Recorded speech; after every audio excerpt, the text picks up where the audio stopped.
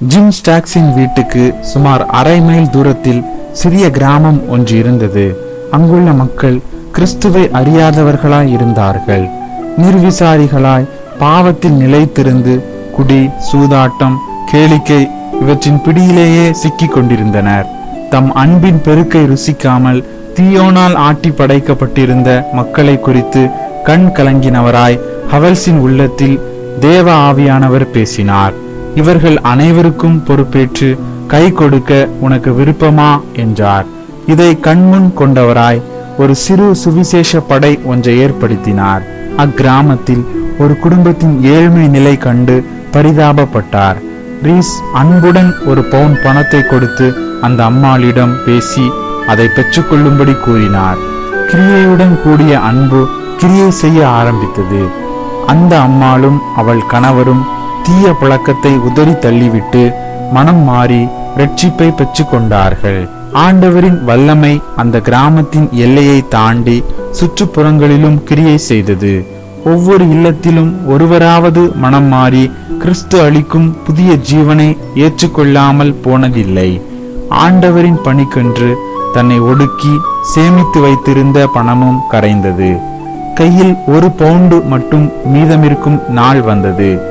தம் பரமபிதாவின் அளவற்ற ஐஸ்வர்யத்தின் மேல் தனக்கு பூரண உரிமை உண்டு என்று நிச்சயம் பெற்று, ஆண்டவரே, என்னுடைய பணம் தீர்ந்து போனதில் மகிழ்ச்சி அடைகிறேன். உம்முடைய பணி தொடர்ந்து நடைபெற தேவையானபடி கொடும் என்று ஜெபித்தார். அவருடைய வேண்டுதல் கேட்கப்பட்டது. ஆண்டவரின் ஏவுதலினாலும் பலத்த கிரியையினாலும் தேவையான பணம் வந்து கொண்டே இருந்தது. சுய ரோகத்தினால் பீடிக்கப்பட்டு மரண தருவாயில் இருந்த ஒரு தாயார் தன் 4 பிள்ளைகளையும் பரிதபிக்க விட்டு சென்றிருந்தார். தகப்பன் இந்த பிள்ளைகளை விட்டு வேறிடம் சென்று விட்டான். ஆவியானவரோ, ரீஸ், இந்த அனாதை பிள்ளைகளுக்கு தேவை ஒரு தகப்பன், ஒரு ஆதரவாளன் அல்ல. உன் மூலமாகவே இவர்களுக்கு தகப்பனாயிருக்க விரும்புகிறேன் என்றார். ரீஸ் இப்புதிய அழைப்புக்கு அடிபணிந்தவராய், ஆண்டவரே, இவர்கள் நான் பெற்ற பிள்ளைகளாகவே என்னில் நேசிக்கப்பட வேண்டும். நீர் என்னுடைய சுபாவ நிலையை மாற்றி உம்முடைய அன்பை எனக்கு தாரும் என்று மன்றாடினார். பரமபிதா அனாதைகள் மேல் கொண்டுள்ள கரிசனை வெளிப்பட்டது. ரீஸ் அனாதைகளின் தந்தை என்ற உன்னத ஸ்தானத்தை பெற்றார். அக்காலத்தில் நம் இந்திய சமுதாயத்தில் பெண்களுக்கு குழந்தை பிராயத்திலேயே திருமணம் செய்து வைப்பது சாதாரணமாய் நடைபெற்று வந்தது.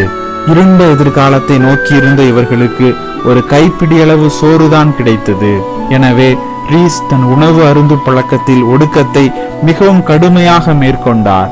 பாலிய வயது விதவைகள் அனுபவித்து வரும் துன்பத்தையும் துயரத்தையும் நீக்குமாறு தேவ சமூகத்தில் பெருமூச்சுகளோடு மன்றாடினார்.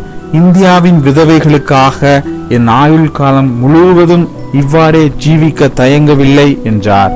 அவர் எப்போதுமே ஆண்டவர் இயேசுவிடம், இரட்சகரே, நீர் எப்போதும் மாசற்ற இரத்தத்தில் எனக்கு தஞ்சம் அளித்து யாராருக்கு என் உதவியும் சேவையும் தேவையோ அவர்களிடம் என்னை அனுப்புவீராக என்று ஜெபித்து வந்தார். ஒரு நாள் ஆவியானவர், நீ இனி பூலோக எஜமான் எவருக்காகவும் வேலை செய்ய வேண்டாம். தினம் 7 மணி நேரம் என்னுடைய வேலையை செய்வாயா? உன் ஜீவனத்திற்காக என்னை தவிர பிறர் யாரையும் நோக்க மாட்டேன் என்று வாக்களிப்பாயா என்று கேட்டார். அதிர்ச்சியுற்ற ரீஸ் தான் நின்ற இடத்திலே கைகளை உயர்த்தி, ஆண்டவரே, சுரங்க தொழிலில் நான் பெற்றதை விட அதிக பரிவுடன் என்னை காப்பாற்றுவீர் என்று விசுவாசிக்கிறேன் என்று அறிக்கை செய்தார். ரீஸ் ஆண்டவர் முன் தான் எடுத்துக்கொண்ட நிலையில் சற்றும் தவறாது விசுவாச பாதையில் நடந்தார். அவருக்கு வேண்டிய தேவை சிறிதோ பெரிதோ எதுவாயினும் பரத்தையே நோக்கியாக வேண்டும். அந்த மாத துவக்கத்தில் அவர் கையில் 1 பென்னி காசுதான் இருந்தது. அவரோ, நான் என் ஜீவனுக்காக நிலக்கரி சுரங்கத்தில் சரீர பிரகாரத்துக்காய் உழைத்த போது ஒவ்வொரு சனிக்கிழமை தோறும் எனக்கு சம்பளம் கிடைக்கும் என்ற நிச்சயத்துடன் இருக்கவில்லையா? அப்படி இருக்க இப்போது என் பரம எஜமானை நான் எதற்காக சந்தேகிக்க வேண்டும் என்று தன்னையே கேட்டுக்கொண்டார். 1910 ஆண்டு டிசம்பர் மாதம் 21 தேதி பிரைனாமன் கிராமத்தினால் ஆகிய எலிசபெத் அன்னாள் ஜோன்ஸ் என்ற பெண்ணை விவாகம் செய்து கொண்டார். ரீஸை போன்ற அதே மனநோக்குடைய எலிசபெத் அம்மாள் உத்தமியான ஒரு வாழ்க்கை துணைவியாகவும் திருப்பணியில் அவருக்கு ஒருபோதும் தவறாத உடன் பணியாளராகவும் இருந்ததுடன் தன் கணவர் ஏற்றுக்கொண்ட ஆத்தும பாரங்களில் தானும் பங்கு பெறுபவளாக இருந்தாள். ஒரு நாள் மேய்ப்பனில்லாத ஆடுகளாய் நின்ற ஆப்பிரிக்கா மக்களுக்காய் பரிதவித்தார். ஆப்பிரிக்க மிஷனுக்கு செல்ல அழைப்பை பெற்றார். அச்சமயத்தில் ரீஸ் தம்பதிகளுக்கு ஒரு ஆண்மகவு பிறந்தது. டிக் என்பவரின் சகோதரரும் மனைவியும் அக்குழந்தையை வளர்த்து தர முன் வந்தனர். ரீஸ் ஹவல்ஸும் திருமதி ஹவல்ஸும் காசாலாந்தில் உள்ள ருசிட்டு பணித்தளத்திற்கு சென்று அங்கே அப்போது பொறுப்பில் இருந்த ஹாஜ் தம்பதிகளுடன் இணைந்து பணியாற்றும்படி உத்தரவு பெற்று சேவை செய்தார்கள். அநேகர் கிறிஸ்துவை பற்றிய அறிவையும் இரட்சிப்பின் அனுபவத்தையும் பெற்றார்கள். இவ்வாறு தென் ஆப்பிரிக்காவில் பல நாடுகளில் நடைபெற்று கொண்டிருந்த எழுப்புதல்கள் அகில உலக திருச்சபை வரலாற்றில் மிகச்சிறந்த அத்தியாயமாகும். 1918ஆம் ஆண்டு நவம்பர் மாதம் முதல் உலகப் போர் முடிவுற்றதும் இன்ஃப்ளூயன்சா என்ற கொடிய காய்ச்சலால் லட்சக்கணக்கில் மாண்டனர். தென்னாப்பிரிக்காவிலும் இந்நோய் பரவியது. ரீஸ் தேவ சமூகத்தில் மஞ்சாடினார். நோயின் அகோரம் தடுத்து நிறுத்தப்பட்டது. தேவனை அறியாதிருந்த அநேகர் இரட்சகரின் பேரொளிக்குள் வழிநடத்தப்பட்டார்கள். ரீஸ் ஹவல்ஸ் வேதாகம கல்லூரிக்காக புதிதாக இடம் வாங்கினார். இரண்டாவது எஸ்டேட் வாங்கும் முயற்சியில் ஈடுபட்டார். குழந்தைகள் இல்லம் கட்டப்படுவதற்கு இடம் வாங்க விரும்பினார். யூதர்களுக்கு என்று இல்லம் ஒன்றை ஏற்படுத்தினார்.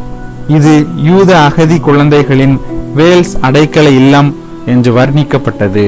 கிறிஸ்து இரட்சகரின் அடியான் ரீஸ் ஆரம்ப முதல் வேல்ஸ் வேதாகம கல்லூரியின் கௌரவ இயக்குனராக இருந்து வந்தார். சுவிசேஷ தரிசனத்திற்கு எதிரான பிசாசின் சக்திகள் அமுக்கப்பட வேண்டும் என்ற நோக்கில் கல்லூரி ஜெபக்குழுவினர் கருவிகளாய் பயன்பட்டார்கள்.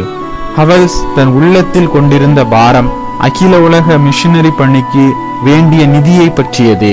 1950ஆம் ஆண்டு ஜனவரி 15ஆம் நாள் பூரண மனநிறைவுடன் காணப்பட்டார். தன்னிலுள்ள சகலமும் ஆண்டவரை துதிக்கிறது. நீர் எனக்கு கொடுத்த வேலையை நான் முடித்து விட்டேன் என்றார். பிப்ரவரி முதல் அவர் சரீரத்தில் பலவீனமும் அசதியும் ஏற்பட்டது. இப்போது எல்லாவற்றையும் அவர் கரத்தில் விட்டு விடுகிறேன். மகிமையில் பிரவேசிக்க விரும்புகிறேன். அவர் தாமே தம் திருப்பணிக்கென யோசுவாக்களை தெரிந்து கொள்வாராக என்று அடிக்கடி சொல்லிக் கொண்டிருந்தார். ரீஸ் ஹவல்ஸ் 1950ஆம் ஆண்டு பிப்ரவரி மாதம் 13ஆம் தேதி அன்று மறுமைக்குள் பிரவேசித்தார். அவர் உச்சரித்த வார்த்தைகள் வெற்றி அல்லேலுயா என்பதே.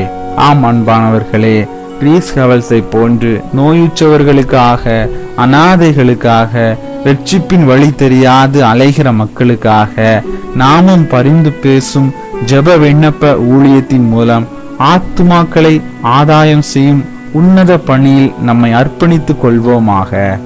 கிருபை நம்மோடு கூட இருப்பதாக.